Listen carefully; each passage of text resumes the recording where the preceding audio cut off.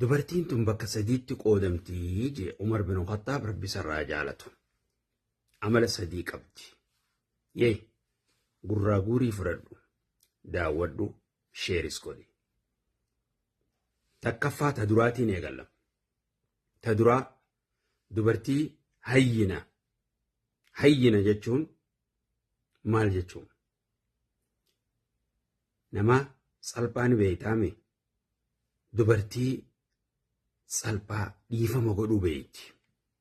Amrii jaarsa irratti hin jabeessitu. Komiin guddiftu. Sigaal komii jaarsa. Maa akkana goota. Maa akkana daleeyda. Wanni sun maa akkana taate. Kun isii bira hin jirtu. Isii wajjin jiraachuun haala salphaadhaan wajji jiraata jechuudha. Mataa jabeenya hin qabdu. Mataan jabaattu. Hoggaan dhiifama godhuu beeyti. Irra dabruu beeyti. Waan dabre boollaan guurtu jechuudha. Hayyina. Haala sii hunda keessatti. Yaa maashaa Allah. Aboo amala kanaa rabbi isiniif haa kennu. Dubartii kanaa amala kanaa qabdu rabbi isiniif haa kennu. Hayyina jechuun. Isii wajji jiraachuun ati waan salphaa yeroo hunda keessatti. Waa hunda keessattuu wajji jiraachuudhaaf haala salphaadhaan wajji jiraatta jechuudha. Layyina jechuun laaftuudha jechuun dubartii isii wajjiin amala gaariin jiraachuun laafina qabdi jechisii keessatti. Laafina qabdi arraban dheerattu.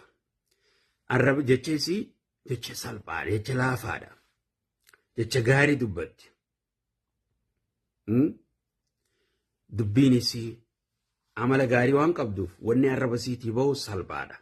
Laafaadha jechuudha. Taa'amulli isii akkaataan isiin itti sii wajji deemtu yeroo hunda laafina qabdi. Amala bareeda qabdi jechuudha. Haaya dubbii sitti hin jabeessitu. Haqani fudhatti yeroo hunda kheyrii jala deemti. Gabaabinumatti layyina jechuun dubartii garti isii wajjin jiraachuun laafaadha. Isii wajji jiraachuun yeroo hunda laafaadha. Nama gartii ala jiraatu kan aduun irraa dhiituun feene suni dafee mana galuu fedhu. Isii arkuu hafedhu sani. Yeroo hunda dubbii jabeessuu fi akkuma dabarse amala fokkotaa hin qabdu isiin. Amalli isii bareedaadha jechuudha. Amala bareedaa kana qabdi. Hayyinaa fi layyinaan kana. Muslima. Afiifaadha. Jaartii muslima. Jaartii dubartii saaliha. Dubartii saaliha. Haaya. Alwaduud. Jaarsa jaalatti. Akka inni isii jaalatu gooti. Jaarsani jaalatti. Akka inni isii jaalatu gooti. Iftotolchitee amala bareedaadhaan waan urgoytuudhaan jaalala jaarsaaf fiddi. Arrabni isii bareeda akkuma jenne. Asitti hooree waduuda. Jaalala beeyti. Ni jaalachuu beeyti. Akka namni isii jaalatu godhu beeyti. Yaa maashaa Allah. Alwaluud ni deessi. Ilmoo hedduu deessi. Ilmee fi kiniinaan fi goggoysitu. Isaa jaarsi quban qabne foonni hin gootu jechuudha. Tana keessatti akkana jechuun isii ta ilmoon qabne yoo taate hoo jechuun keen oolamu. Tan hin harkatiin sun rabbirraayi. Haaya. To'iinu ahlahaa ala dahri jechuun maatii isii gargaarti. Amata irratti jechuun warra isii jaarsa isii musiibaa dhuftu hundarratti balaa buutu hundarratti gargaarsa isaaniif taati. Miskiinummaan yoo jaarsatti buute kanumatti haatee qabaattu ni gargaarti. Yoo hin qabaanne xiqqoo qaban sana irratti amanfattee wajji jiraatti. Maaliif cinqii irratti jaarsaaf hin dabaltu jechuudha. Rakkoo irratti isaaf hin dabaltu. Dubbiin sii galtee yeroo silaa musiibaan warra siitiif yookaan jaarsa siititti dhufte isaaniif deeggarsa taati gargaarsa taati malee isaan irratti hin taatu. Walaa tu'iinu dahra alaa haalihaa. Amata isaan irratti hin gargaartu jechuun jaarsaa humaa hin qabne. Huccuu biti. Nyaata akkanaa fidi. Ani waan akkanaan na fe'isa. Daaba na fe'isa. Ani maal na fe'isa. Isii bira hin jiru.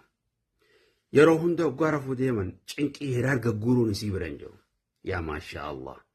jaarsaaf gargaarsa taati qaammaallaa qabaattu ni gargaarti yoo gargaartee sitti ni himattu yee Allah maasha Allah boota kana rabbi sinaa godhu dubartii rakkoo keessatti yeroo rakkatan nama bira dhaabbattu ta yeroo balloo si wajji jiraattu ta yeroo rakkoo si wajji jiraattu yeroo hunda gargaarsa siif taatu tana dubartii jechuun dubartiin du'a Umar maal jee rabbi sarraa jaalatu du'a naadir alwujuud qaliilan ma tajiduhaa jechuun naadir alwujuud takkanaa akkuma jedhan dhibbarraa harka takka yoo harkatti jabaatte isii hirkachuun ni jabaatte jechuudha isii harkachuun ni jabaatti dubartii waan dubbanne kana qabdu dubartii waan dubbanne kana qabdu ati namni qabdu amala kee tolfadhu akka dur caala jabeeffadhu baaqayya rabbi galatoonfadhu qajeelotti dubartii amala kana bareeda rabbi isiniif haa kennu dubartii kana rabbi isinii haa godhu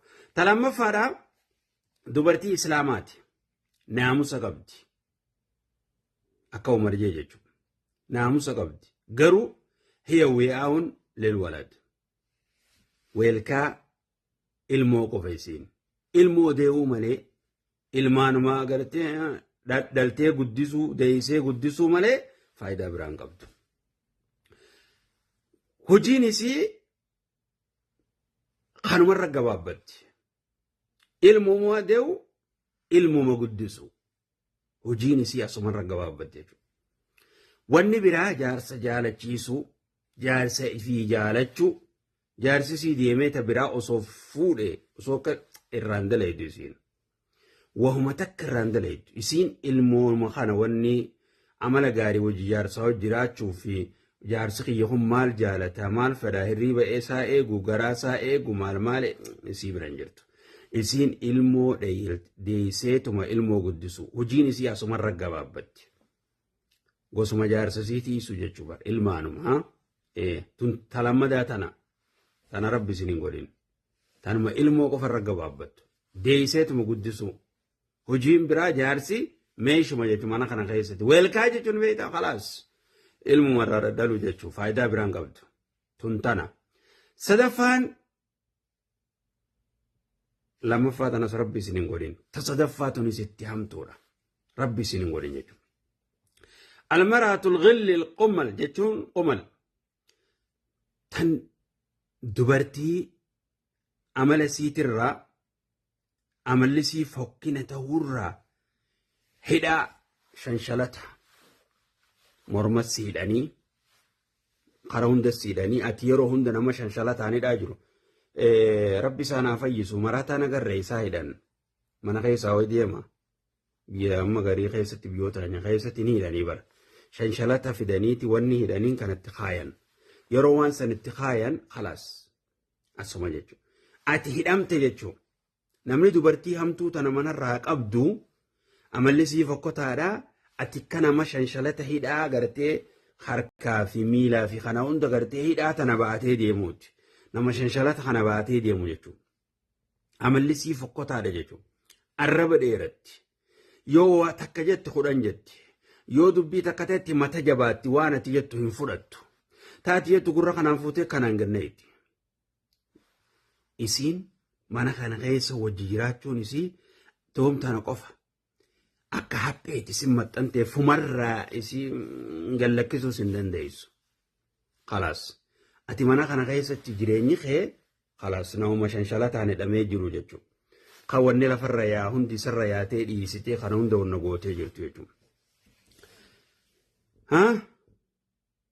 yaa Allah tana jechuudha akkanatti mataa jabaattee amala fokkottee arrabni sii fokkotaa amalli sii fokkotaa isii wajji jiraachuun fokkotaa manatti warra aduun irraa dhi'uun feene sun warra mana galuun feene sun jechuudha sadaffaan isii tana yee rabbi isin hin godhin rabbi isin irraa qabu dubartii teenyaafis amala bareedaa gaarii rabbi haa kennuufi dhiirallee amala gaarii rabbi haa kennuufi numa hundaa'u rabbi nu haa qajeelchu هذا والله تعالى عالم وصلى الله وسلم على نبينا محمد وعلى آله وصحبه أجمعين. بيريسوف إفهمه.